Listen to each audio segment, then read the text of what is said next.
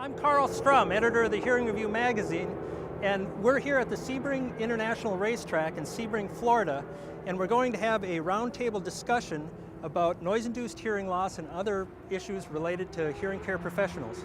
Come on, let's go check it out. Today we hope to address a few issues related to noise-induced hearing loss, as well as several general topics in hearing healthcare. And we've assembled a wonderful group of roundtable participants whom I'm very thankful for participating.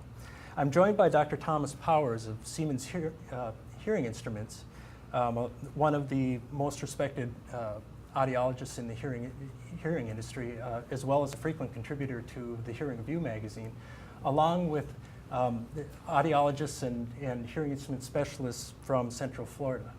And at this point, I'd like to invite each one to introduce themselves. Good morning, my name is Mike Arpasi, and I manage professional hearing aid centers here in Sebring, and I've been a licensed hearing instrument specialist since 1985. And I know most of the folks around the table, and I appreciate the chance to be here and to be around Dr. Powers as well. I've been in the field since 1985, and I'm with professional hearing aid centers here in Sebring. And the race is a fun place to be. It's also a noisy place to be. And I'm glad to be part of the discussion today. Thank you. My name is Chuck Oliver. I've been a hearing aid dispenser since 1982. I'm currently with Digital Hearing Aid Outlet here in Sebring, and I'm board certified in hearing instrument sciences. Each year I come to the track, and I can tell you it's a noisy place. Yeah. Hi, I'm Tom Powers from Siemens Hearing Instruments. I'm the Vice President there for product management and also for our government business. I've been at Siemens 30 years and involved in a lot of activities, both in training, education, as well as some of the marketing activities. And I'm really glad to be here today and have a chance to talk with you all about the topics we're going to talk about, both related to hearing and also related to the industry we all have spent a lot of time in. So welcome, everybody.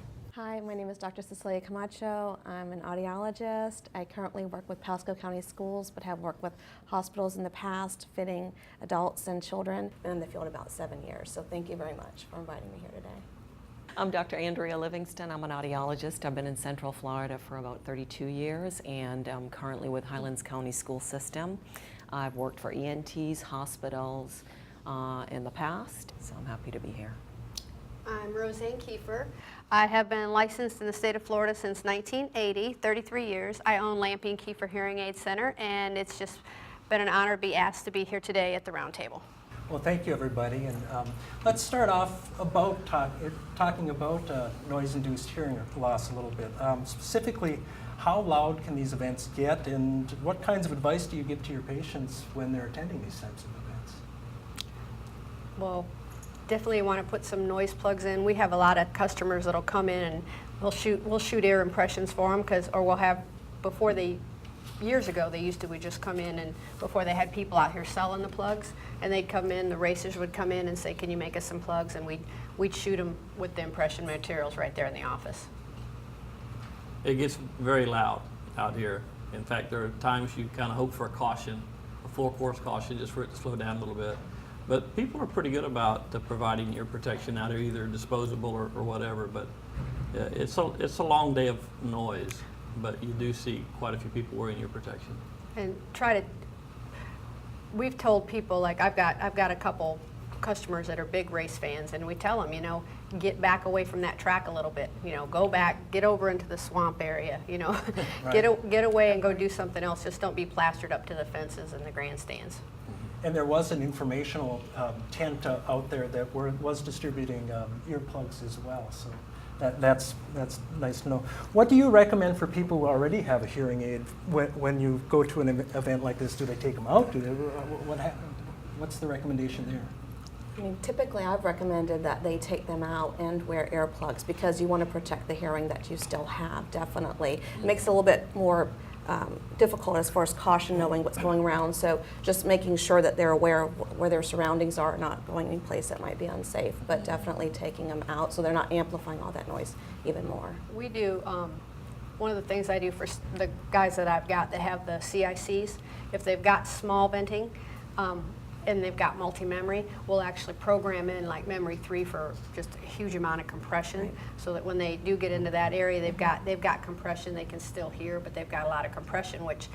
Again, that depends on the severity of their hearing loss. If their hearing loss isn't that bad, then if they've got a really bad hearing loss and you give them all that compression, you're okay. If they've got a little bit of a hearing loss, that isn't going to help much. They need to take them out, put in some earplugs. Yeah. Good idea. I remember the first year I came out here, I do a lot of photography, and I was along the racetrack, and I'm listening to these cars, and I'm thinking, wow, is this noisy? The trouble is I wear hearing aids, so I pulled my hearing aids off. The cars didn't get any noisier. Right. It was already noisy, but now with my hearing aids off, I couldn't understand anybody, so I wear my hearing aids when I'm here. Okay.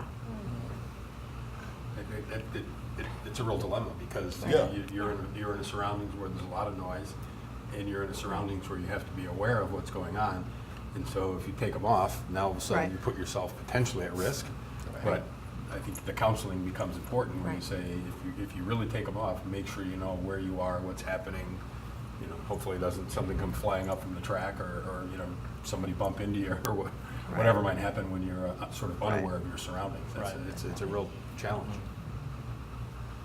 So, given that there's a lot of noise here, there could be potential for hearing loss, and somebody who's around motorsports or loud events like this might have noise-induced hearing loss. Do we generally see different types of configurations, or do you treat these folks any differently in terms of fitting or counseling? Well, I know for myself, like when you get an individual with noise-induced hearing loss, generally we'll see a lot of people coming from military-type exposure, or where they're exposed to loud sounds, like people playing in bands that didn't use any hearing protection. So they typically have more of a high-frequency hearing loss, more of a notched hearing loss. It's very typical. In those cases, counseling for them, because it's hard. They hear normally in the low pitches, so I can hear, I just can't understand. That's the biggest complaint. So counseling in that population is a big deal.